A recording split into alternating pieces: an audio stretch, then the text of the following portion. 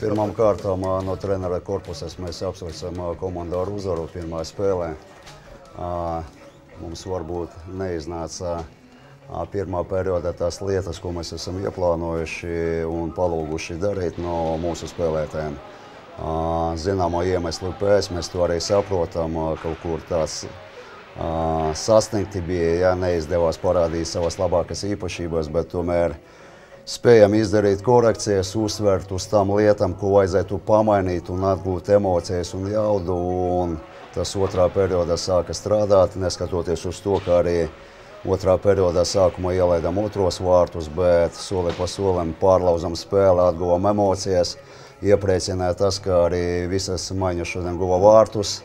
Jā, diezgan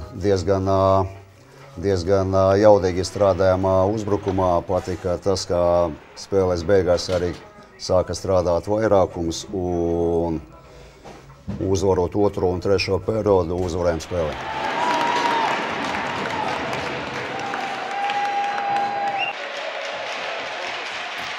Braucot uz šejieni, šodien ienāca pirms izbraukšanas Viesturs Kozels, arī novēlēja veiksmi un tā, lai mēs izbaudītu visas šīs spēles, neskatoties uz rezultātu. Protams, ka mērķi un uzdevumi visaugstākie mūsu komandai šajā turnīrā.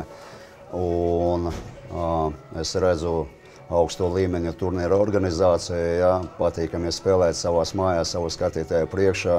Un mēs arī uzvaram, ja spēsim atgūt emocijas un jaudu, arī sestais spēlētais mūsu līdzjutēji arī pacels un būs pozitīvas emocijas no tribīnes. Paldies jums!